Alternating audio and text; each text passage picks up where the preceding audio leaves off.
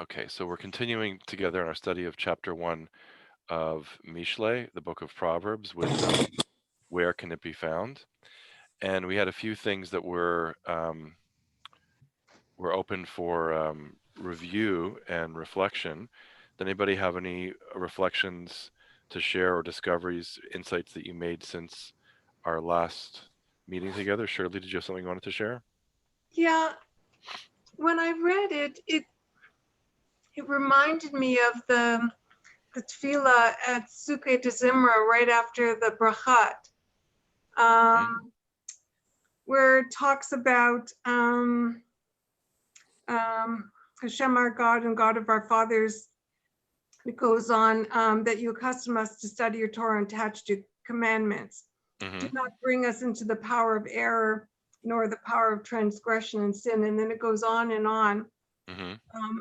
I love that tefillah. And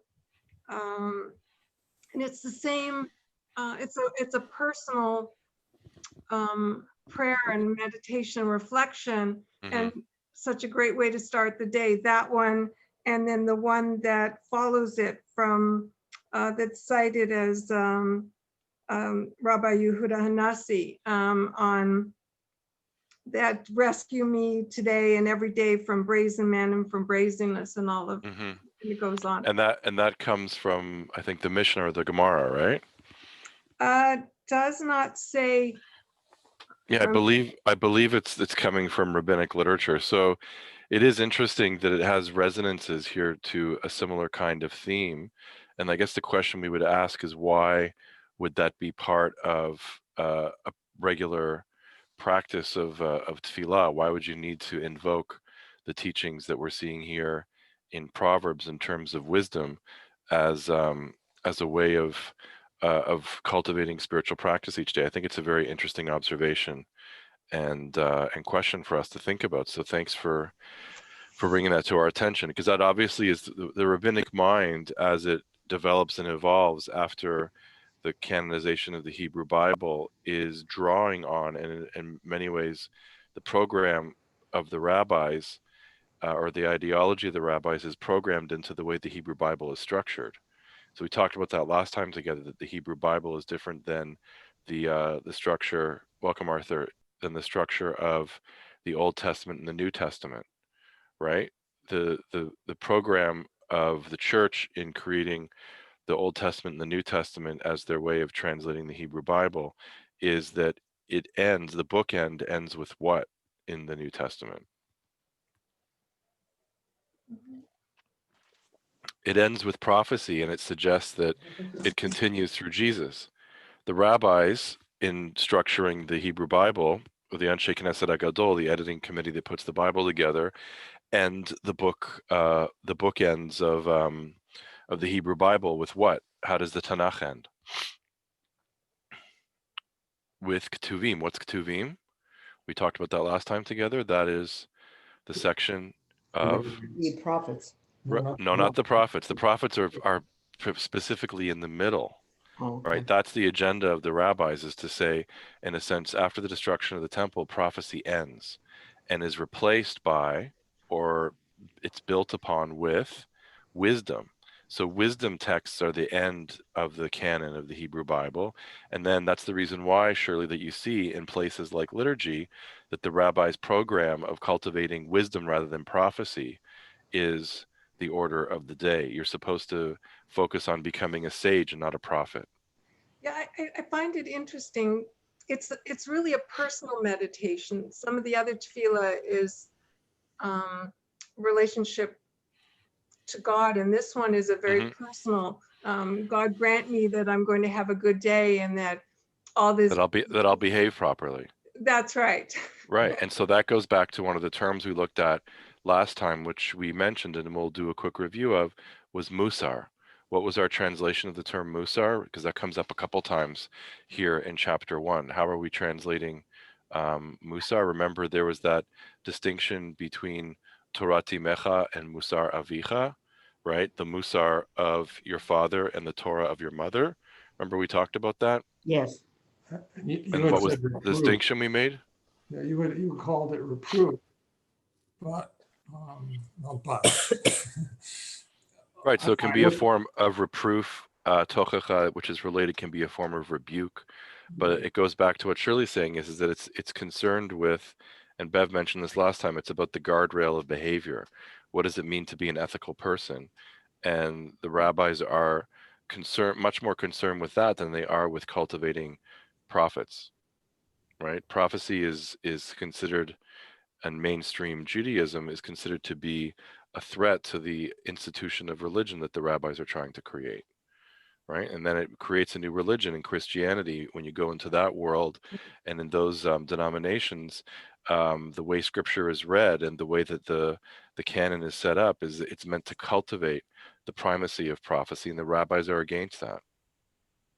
So with this wisdom text is important because it's teaching us how to behave, as Shirley said. It's personal and it's accessible, and it's something that each of us needs to be concerned about. So we talked about musar as reproof, tochacha as rebuke, and then specifically the Torah, which is really, we spoke of last time as the know-how, the teaching and the instruction.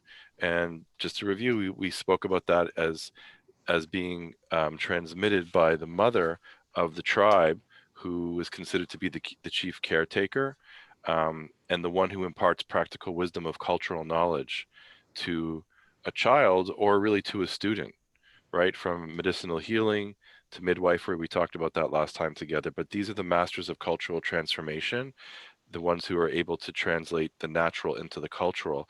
And that is an element of what Torah means here, as opposed to the musar of your father, right? So there's different understandings of what is trying to be taught here in terms of the roadmap that Mishle is setting out here. In 1:4, I wanted to go through a couple other things together. In 1:4, remember in 1:4 where it speaks about specifically the sense of orma. Okay, latet liftayim, orma lana'ar dat umezima, to give shrewdness to the simple, knowledge and cunning to the young. So this word orma, again, if we're attuned to the rest of the Hebrew Bible, and Mishle is assuming that we are, where else do we encounter this this word orma? Does anybody remember where it comes up? If you go back to Genesis 3:1, surely on the mind of this wisdom teacher is the orma of the slippery serpent and its wily ways. So to be arum and to have orma is, in a sense, it's both a warning as well as an invitation from the wisdom teacher to the student, but warning the student about shrewdness and cunning, that it can be used for positive or for negative ways. And pragmatic wisdom practice is really meant to enable a certain awareness in which the student can use these tools as a way for leading an ethical life. So again, we can say, depending on the context, if you say somebody is shrewd and cunning, is that a compliment, or is that a put down? Kind of depends on the context, right? It's rarely a That's compliment. right, that's right. Rarely a compliment, but if Yeah, someone often not. often not, right? You say someone's shrewd and cunning in the business world, it's usually because you've been taken. But there's something about this description of the snake, and then and the encounter with the snake, who represents knowledge, but knowledge that's gone awry. And we're going to see that comes up later as we'll go through some of the later chapters together. In 1:6, if you recall, when we were doing 1:6 together, that there we have the reference that's made, lahavin mashal, to understand a proverb and an adage, a malitza, divrei chachamim v'chidotam, the words of the wise and their riddles. Now, remember last time we did speak about this in relationship to the question of honey, and we talked about the usages of honey and also of one line riddles. Who's the hero in the Hebrew Bible that uses riddle as a weapon to complement his brawn and bravery?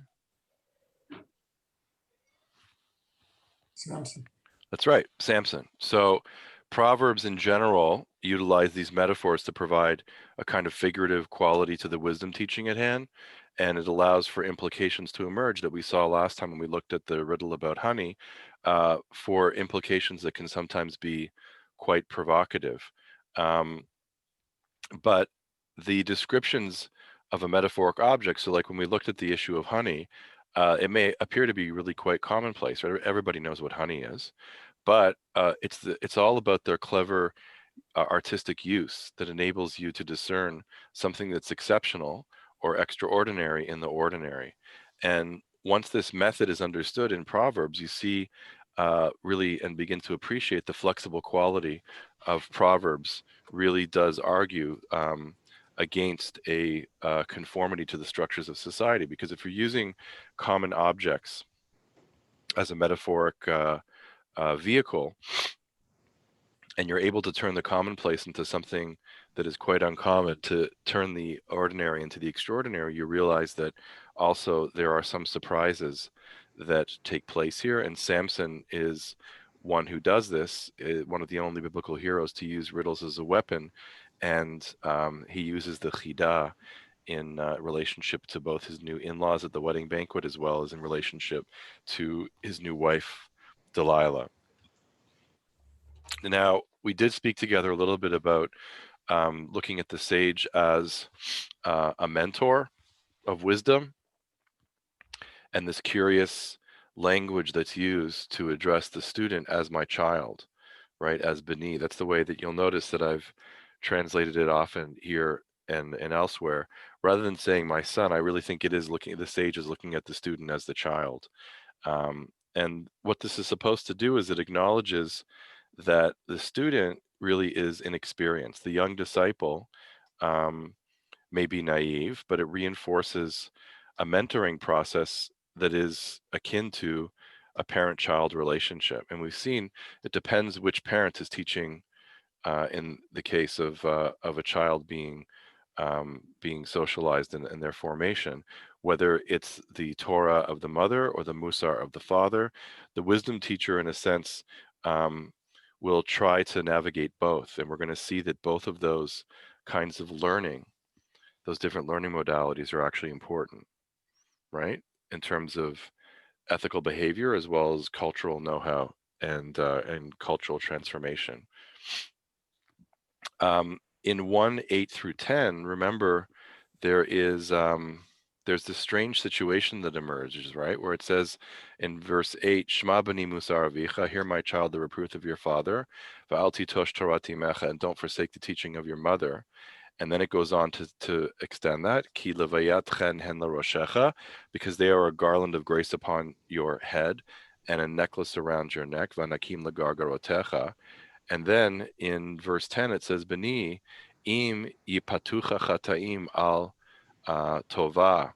And then in 11, so it's in 10, it says, if my child, if the offenders entice you, don't consent. And then it says, if they say, lecha itanu, come with us, let us lie in wait for blood, let us wantonly stalk the innocent, let us swallow. Here, this was a strange expression. It was, let us swallow them alive, like Sheol, and the blameless like those gone down to the pit. So all of this is very strange, these verses that end in verse 12.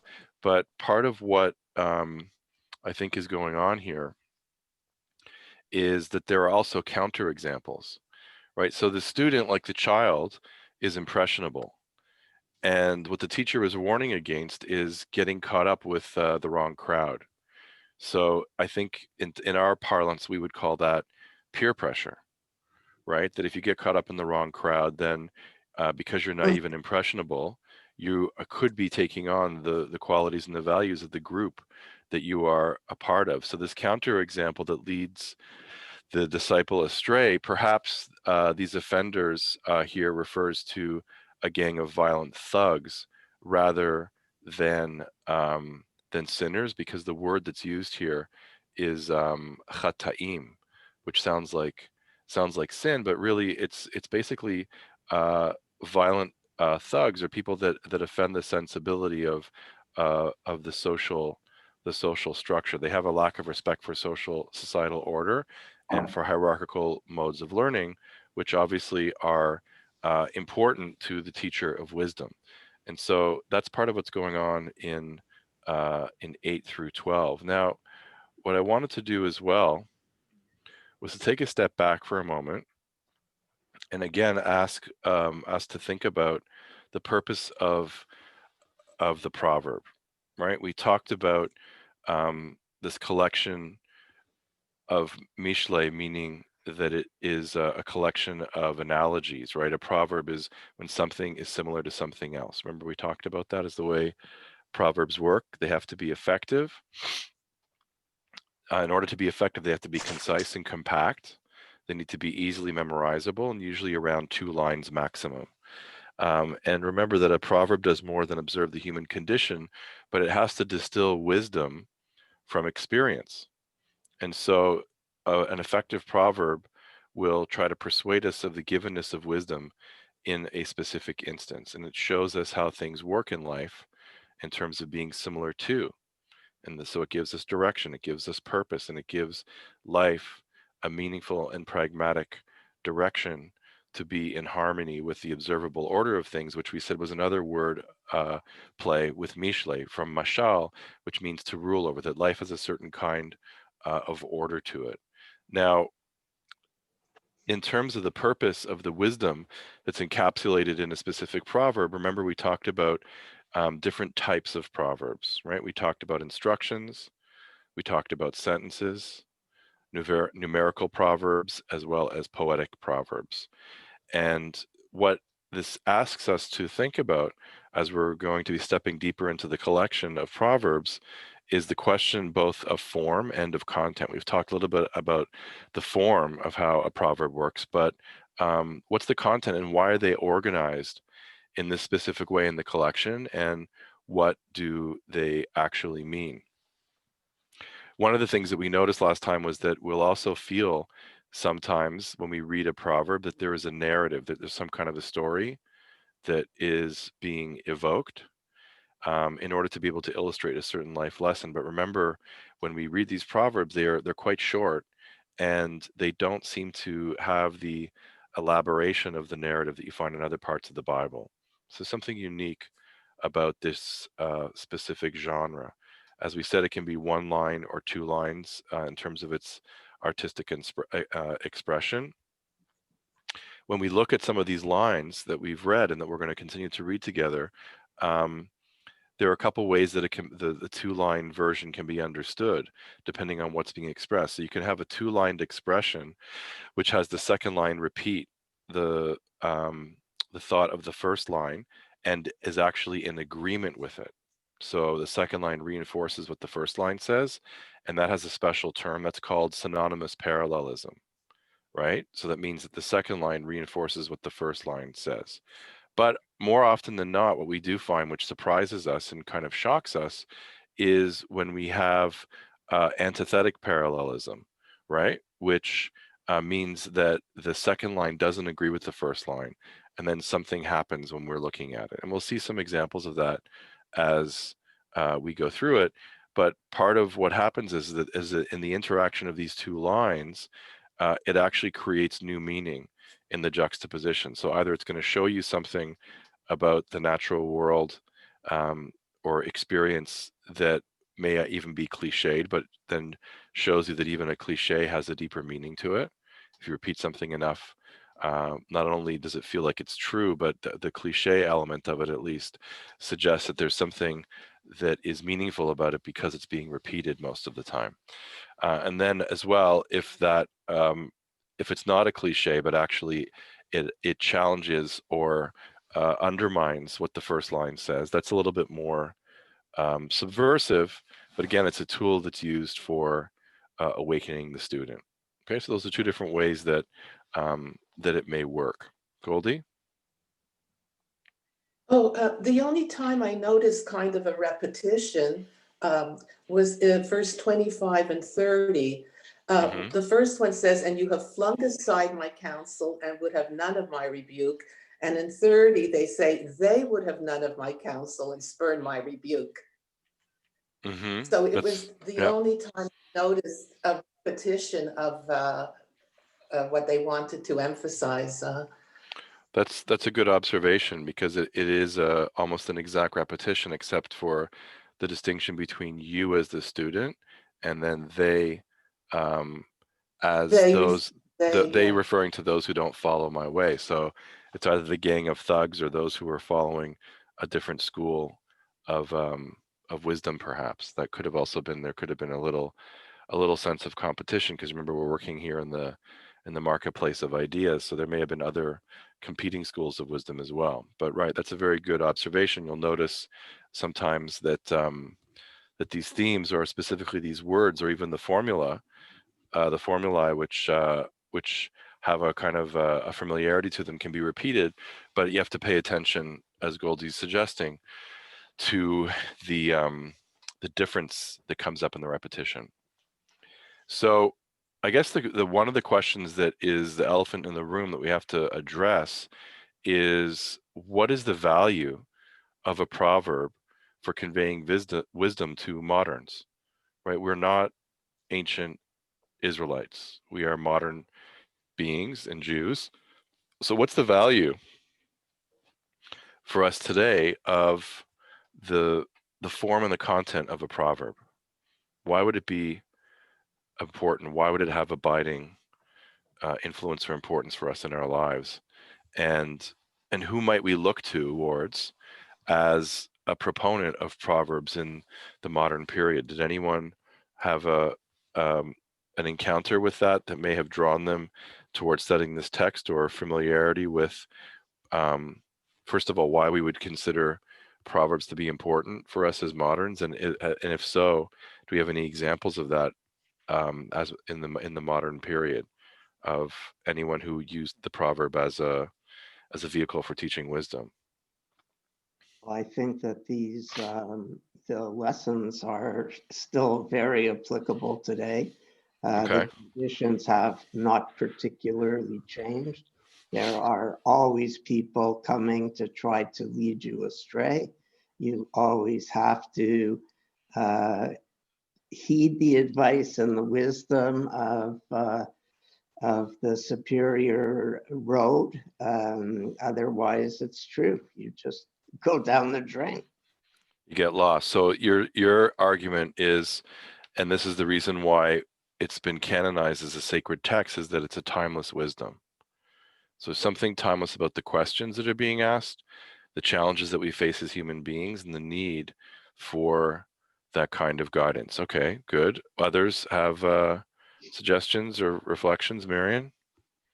Um, um, I think we use Proverbs in a modern way much more than we even realize. It's very subtly embedded, not just in our daily language and our expressions, but it truly is written in so many places. You think of all the public buildings we go into, where there's the money we use, where there's a saying on our money. There's public buildings that often is always referenced in Latin, or every institution often has its own little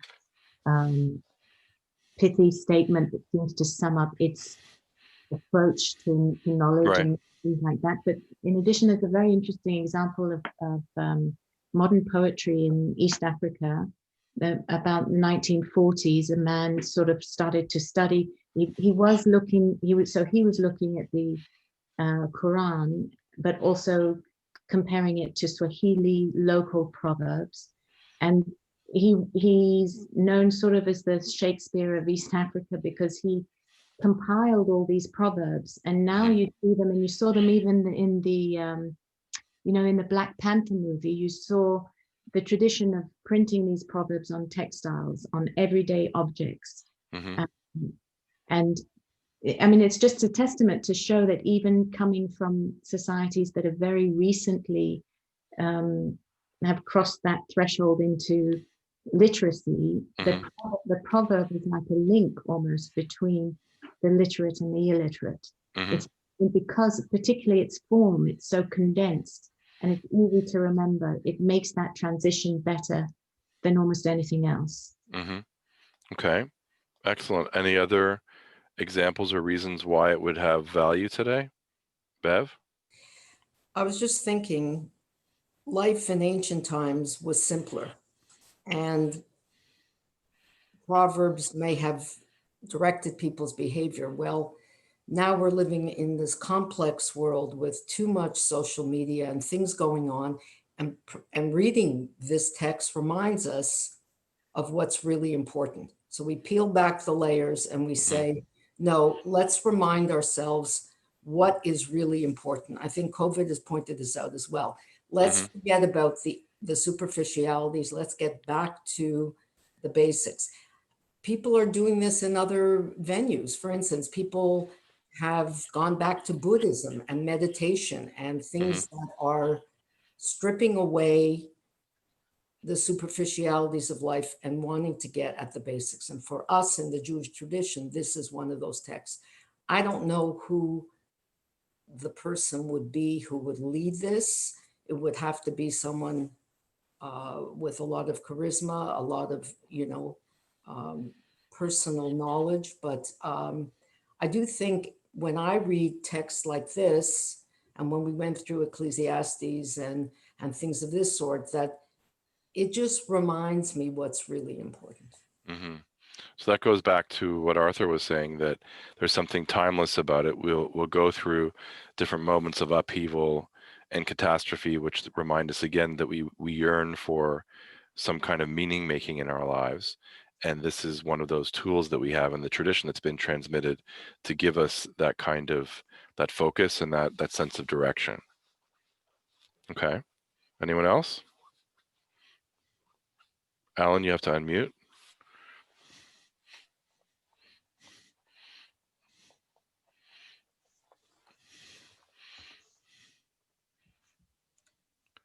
Okay, can you hear me now? Yep. Okay.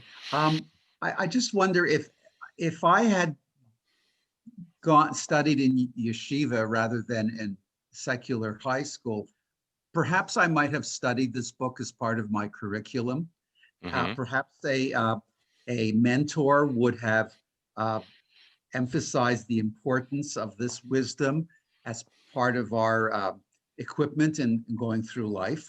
But as a secular Jew who didn't study in yeshiva, I would hope that some of this wisdom was passed down to me by my parents, and that was passed on from one generation to another orally without the formal education. I would like to think that I have taught my children certain moral lessons based on the intent of Mishle without even realizing its source. Yeah, so it's an interesting observation, and then we talked about that last time as well, in terms of Torat Imecha and Musar Avicha, that there are certain things that our parents teach us, or that our grandparents have taught us. We talked about that a little bit as well, that we may not even be aware of their source, and sometimes they may not even have been aware of the source. It's just part of the cultural fabric that you absorb through osmosis. And they may have grown up, let's say our grandparents, okay, as an example, may have grown up in a shtetl environment before they came to Canada.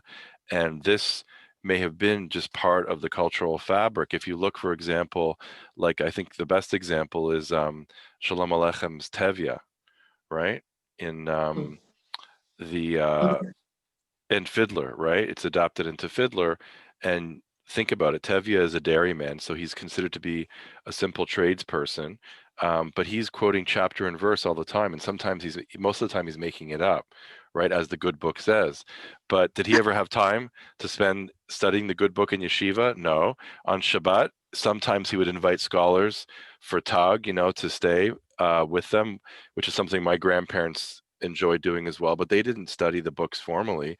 It was part of their cultural environment. It was part of the language of the culture that they spoke and they shared. It didn't mean they necessarily opened the book, but they lived the wisdom of experience, and they always related it back to, as Tevi would say, as the good book says. So Shalom Aleichem sort of captures it in a very humorous and satirical way, but there's something about Tevye that, Allan, I think you're pointing to, is that, we've inherited as children of the children of different types of Tevyas from the old world that come to the new world, that are the transmitters of that wisdom, without necessarily having opened the book. But the book is part of, because we're a people of the book, we sort of carry that ethos with us. Yeah, good. Shirley?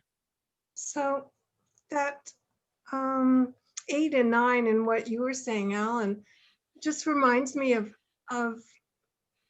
how I explained to people. I lived in residence at Western for 3 years, and I always felt like my parents were sitting on my shoulder, and I would look and I'd see people were having a good time and they were doing all kinds of things, but I kind of felt my parents were saying, "Pasnish, it's okay for them, it's not good enough for you." And I always felt that was, I could hear them talking to me. So it's that idea, and when I read it here, it just brings it alive to me about that. It's interesting when you hear the parental voice on one of your shoulders. It's not necessarily quoting chapter and verse, but there's something that makes you feel like you need to heed that voice, right? Because it is a wise voice. Arthur, and then someone else had their hand up.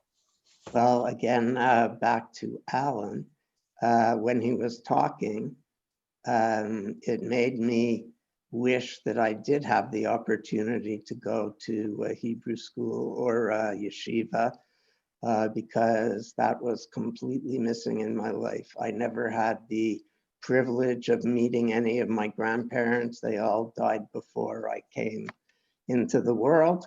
And my parents were completely secular and paid no attention to anything. In fact, they'd go out of their way to do the opposite, because they were rejecting the old world and everything it stood for. So that's, I guess, why I love coming to these type of classes, because I'm learning the source of things that may guide my life, but I didn't know from where they originated. It's a pretty fascinating journey, because we're all coming to it from different places. And as you're both saying, like, it would appear as though this book would seem to be like the core of a curriculum of a good Jewish education.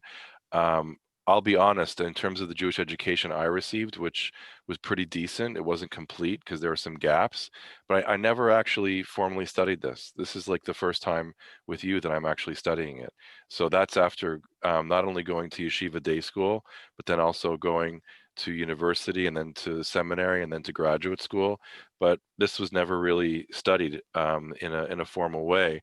So I feel like there's something embodied and encapsulated here that is important. And I think what I'm trying to bring up for us is also just to acknowledge the interesting situation that we sit in when we study these texts as well, is that we may have parents, or we may have voices of our parents in our minds, or of other teachers, or other ways of looking at the world, that either were supportive of or rejecting of this kind of wisdom. And it's just an interesting tension for us to acknowledge and to think about when we talk about this, the continuity of these timeless values, and sometimes when they're interrupted, if they're discontinuous, then how they continue and return again. And I'm using that as a segue to think about one specific philosopher whose work hasn't always it's been embraced by Jews and by Zionists, and also been used against us. So I say that with a word of caveat emptor, but I want to bring him to our attention for a moment, because this is a philosopher in the modern period who actually used the proverb as a mode of teaching. And I'm speaking specifically about the German philosopher Friedrich Nietzsche.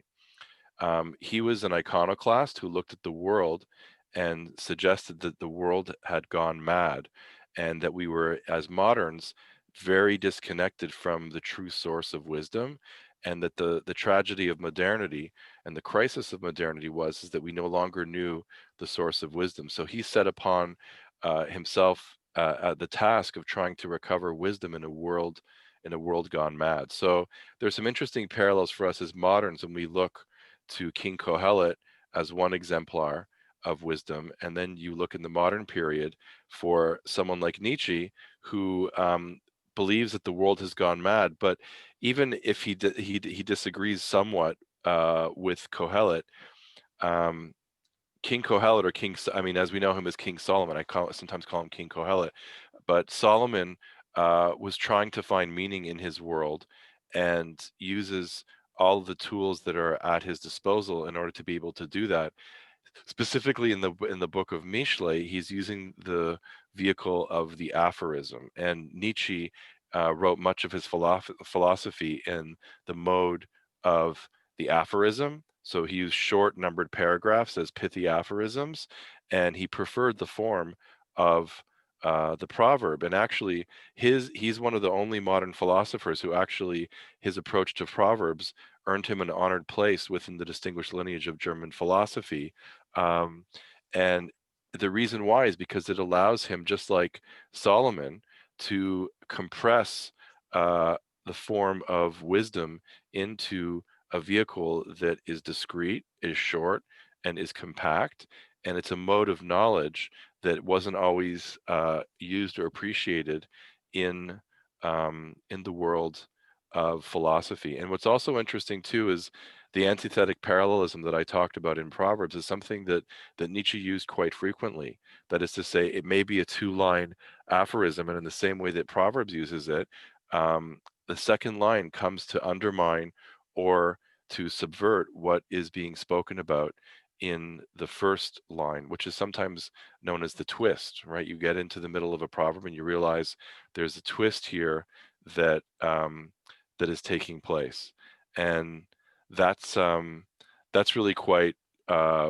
Sometimes it can be quite shocking, and sometimes it can actually be quite perceptive on his part in terms of seeing things that we don't always see. But it's a sign of an effective proverb. So I'll give you an example of one, and if I didn't tell you this was Nietzsche, you would probably think that it was it's from the cutting room floor of the book of Proverbs. So here's an example: every habit lends our hand more wit, but makes our wit less handy. So let me say it again, okay? And notice what's going on here. Every habit lends our hand more wit, but makes our wit less handy. So just see what's happened here. You have an A part and a B part. It's sort of, it has a sense of parallelism, but what has he done? He's actually undermined the first part of the statement. Every habit lends our hand more wit, but makes our wit less handy. So he's using one piece against the other in terms of the focus of how habits lead our hands to be more witty, but sometimes our wit and our wisdom can be less handy and less practical. And what's interesting about these aphorisms, they can be deceptively simple, but they're by no means simplistic. And that's part of the genius of a proverb. They can be simple, but they are by no means simplistic. Okay? And that's why in the modern period, what Nietzsche has done, in the same way that Proverbs has done throughout the ages for Judaism, but especially as attributed to Solomon, is they've given us something to think about that lasts longer than the space of the time in which the proverb has actually been spoken. It sits with you, and it requires you to continue to reflect upon it. Going back to what Bev was saying, for example, in Buddhism, in Zen Buddhism, there's also the usage, the long tradition of the usage of the koan, K-O-A-N. The Zen koan is something that's used actually in meditation to break through the rational mind. And you're given a koan, and you have to sit with it for sometimes in silent meditation for long periods of time in order to be able to allow the rational mind to reflect and to reflect and to reflect. And eventually, if it works with antithetical parallelism, your mind reaches a point where it's like, you know, when your computer is like cycling and cycling and cycling and it doesn't go forward, and then eventually it crashes and you have to reboot your computer. That's part of what the purpose of the proverb is too, in contemplative contexts, is that it's supposed to make your mind cycle and cycle and cycle until it reaches the end of its rational capacity, and then it requires you actually to reboot and to see the world um, differently, and to see it through a different kind of lens. Yep. Goldie. I don't know if I pronounce it, Confucianism, Yep. wasn't it a religion based on short sayings and teaching wisdom and teaching people on how to live? Well, That was, I think, the all through, religion was. yeah, all through, there's different forms. I just gave one example, but Chinese philosophy is renowned, whether it's in Taoism, Yeah, whether it's Confucianism. There are many, many collections of very ancient wisdom teachings in the world of Chinese philosophy that's it. that use this form as well. And when you think about the Silk Road and the travel routes that Jews That's right. traveled upon through the ages, it wouldn't be surprising to see that there was a lot of cross-pollination of this form of wisdom, because it's also a traveler's wisdom, That's right. right? If you're on the Yeah, road yeah. and you have to take just a few points of wisdom with you, you have to memorize them and put them into your rucksack or throw them onto your camel, and you're on the road. You bring it with you on the caravan, and then in the process of trading, the caravans will also not just exchange gold and saffron, but as Solomon says, these proverbs, remember, some of these proverbs that we looked at are considered to be more valuable than gold. So you can also trade this kind of wisdom um, as a way of communicating across cultures as well, which is important. And that also speaks to the universal quality of many of these proverbs. Like the thing that we spoke about last time as well is the organizational principle of the book. It's not really clear how the book is organized, and sometimes we're going to have challenges trying to figure it out. Is it a coherent book, or is it merely just a collection of chapter after chapter of different proverbs? But there is a kind of an associative train of thought that I want you to keep in mind. I do believe there is an overall organizing principle to the book that may not be apparent to us at first glance. That's why we have to go through each chapter, and then after we do that, to make notes and kind of review and just sort of look to see where this fits on to the map of the whole book. And I do think there is value in looking at the editor of Proverbs as designing this collection in the structure of a house that has at least 3 to 5 different pillars, depending on their building principle. And if we say the form of the book is composed like a house, then in many ways it reflects the wisdom that Solomon had of actually trying to build a house of wisdom. We're going to see later on as we read through that in Proverbs the expression is "Bechokma yibaneh bayit," right? That explicitly that expression is used, that with wisdom you build a house. If you want to build a structure and a vessel in order to be able to exist within, right? And you think about all the purposes that your house has. If you are able to have a house and to live in a house, then it not only provides shelter, but it's supposed to provide a sense of a place, a direction, and a place of meaning for you in your life. And so the pillars of this house that allow for the house of wisdom to exist, we've seen and we spoke about last time together. Part of one of those foundational principles is, we're going to see it throughout, it's both in chapter 1 and then it comes back in chapter 31. So again, you look at the structure. If we see something repeat in the first chapter and in the last chapter, we say, you know, conventionally, it's like a book. Those are bookends, right? In literature, that's called inclusio. It's like building an envelope that wraps the whole package. Okay, and when you have that kind of inclusio, that's a message the author is giving you as to the structure of the whole book. So if you look at 1:7, what did we learn here in 1:7? It's very clear. This is the first part of the pillar that repeats in 31:30.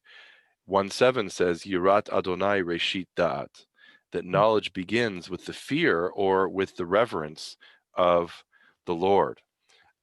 Here we might keep this as fear, but I think it could also just as easily be reverence. And we have to think about what that means in terms of being in a place of reverence.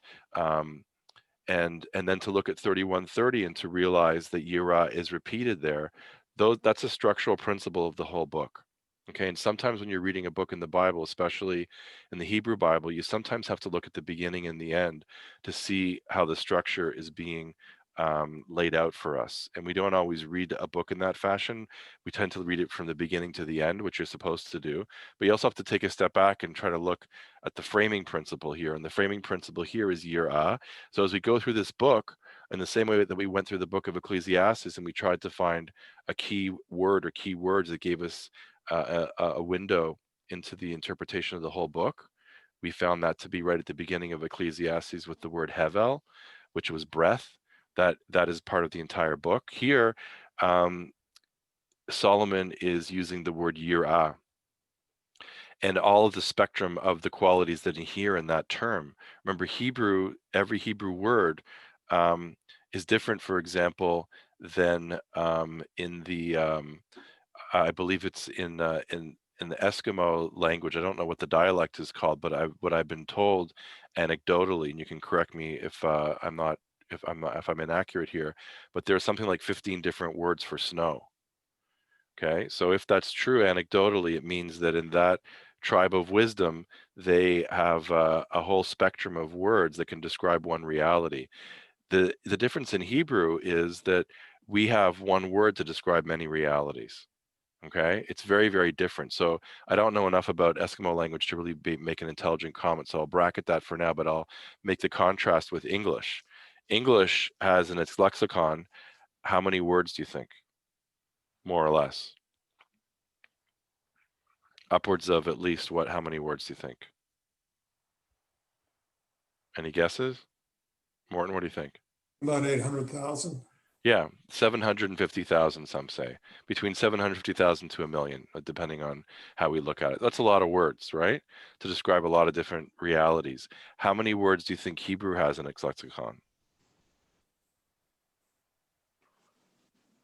Much, much less. Take off 1 0. Only about 75,000 words. Okay, so it's a much more reduced spectrum of words to draw from to express a certain reality. And that's the reason why when we look at a word that's a framing principle like yirah, it's important for us even just to consider it can mean on the one hand fear, on the other hand it can also mean reverence. It depends on the context. And here within a teaching context of trying to provide us with a sense of wisdom, and if it's supposed to be part of the guardrail for appropriate behavior and ethical living, then fear has value and reverence has value. We have to think about what the specific context is. And then we'll see as well, another one of the organizational principles is that we'll look at through chapters 1 and 9. So in the first extension of the book, through the first 9 chapters, is the form of woman wisdom, who is this feminine archetype. She's more assertive than docile, and she subverts expectations and surprises us in the structure of a patriarchal society. So those are 2 things that we can think about as organizing principles. We're going to have to look for some more of the pillars to see how this house of wisdom is built. But that's part of what Solomon is trying to show us. And of course, remember, Solomon is telling us how to build the house. Why would we trust him as a builder? What was he responsible for building? The temple. Right, which was called the Beit temple? It was called the Beit HaMikdash. It was called we call it a temple, but it's actually a compound word, which is the house of holiness, right? Or the sacred house. So he's saying the floor plan of every house should be built on the house that I've built in Jerusalem, which is supposed to epitomize the ultimate architectural feat. And the plan of this house is that that the architecture reflects wisdom. And so there's certain architectural features of this temple in Jerusalem that I've built that can be applied to every house, even if it's not as grandiose as the structure in Jerusalem. There's something about the archetypes and the symbols that I'm putting inside this house and the pillars that I'm using and the iconography related to the pillars that is a floor plan for living a life of wisdom.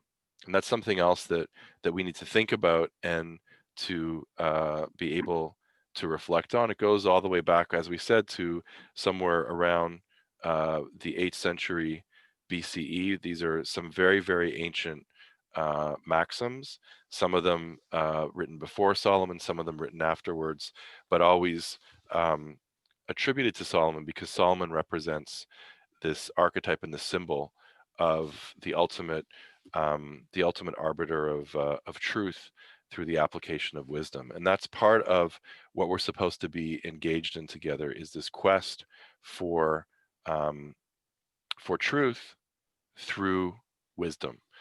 So any closing comments? And next time what we'll do is I'd like to look at chapter 2, and I'll send you out a working bilingual translation on a sheet for before our next time together.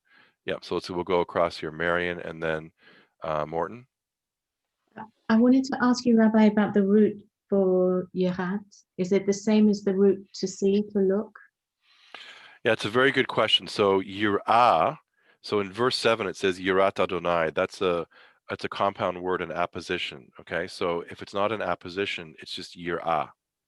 Okay, so Yirah does actually come from the root of Ra'ah, which means to see. And it's very interesting. So for example, if you go back, it becomes even more fascinating if you look, for example, at the story in Genesis 22, right? And the usage of Yirah in Genesis 22, and also the mountain that is called Moriah, right? In the place where God will see. That's the place where Isaac is given in a near sacrifice. Yirah is played with all the time as a double entendre throughout that entire story. And the question is, who is the one that has Yirah? Does Abraham, the one as he's known as the knight of faith, according to Kierkegaard, does he have the Yirah, the proper reverence that he's being tested to show by willing to sacrifice his son Isaac?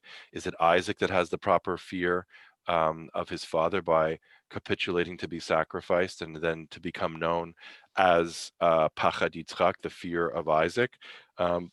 That question emerges in that story all the time.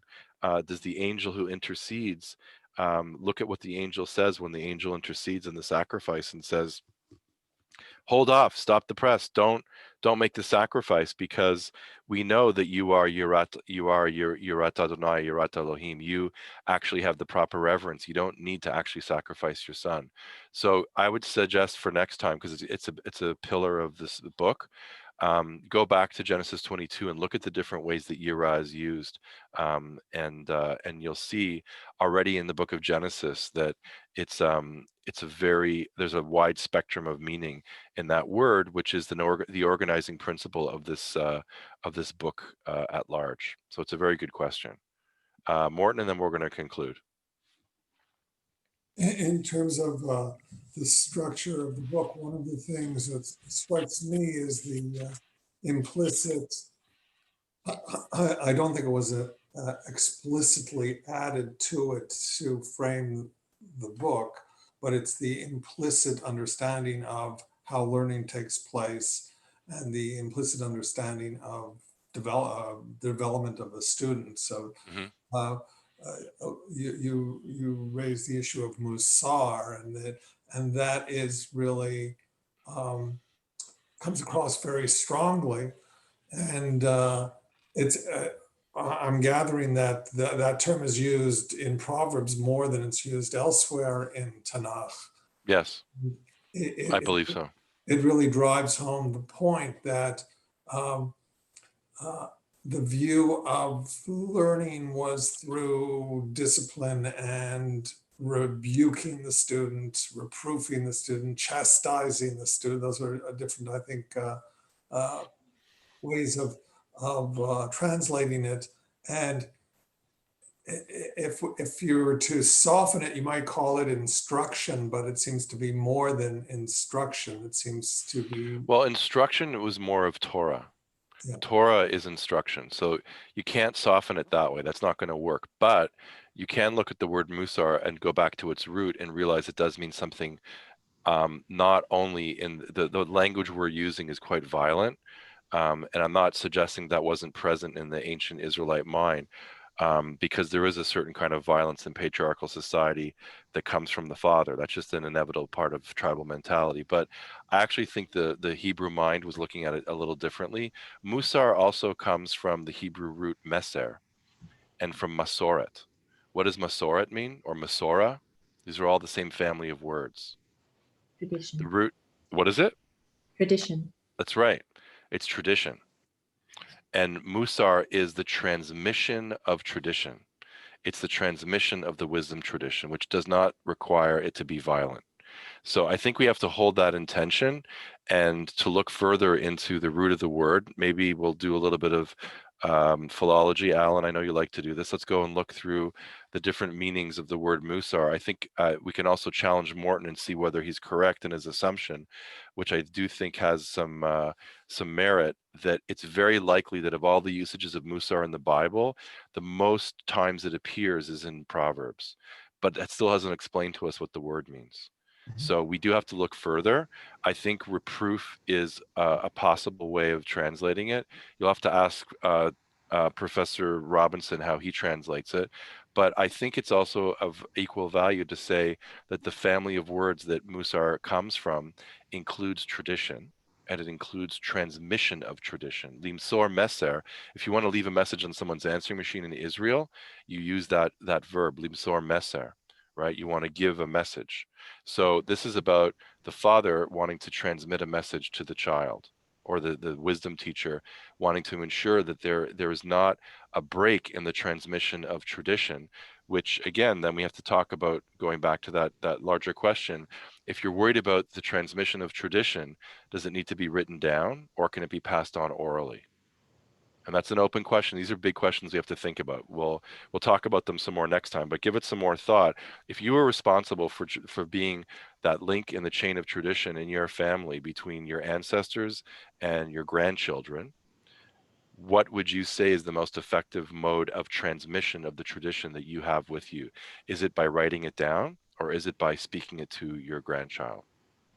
I'm specifically skipping a Yes. generation because you can see how crucial it is to know that link is carrying on beyond your own generation and time. So think about it for next time, bring it back, and then let's do some research and see what you can bring back in terms of how many times the word musar appears and what it means in different contexts. And we'll see if we come up with a new insight on it together. All right, so keep your eyes posted. The next worksheet for chapter 2 will be coming out forthcoming, and have a chag Urim Sameach, blessings of light and of wisdom for you and for all of your family. Stay safe and sound. Good to see you all. Thank you. Yeah, Shakoah. Thank you. Thank Rabbi. you, and you You're as welcome.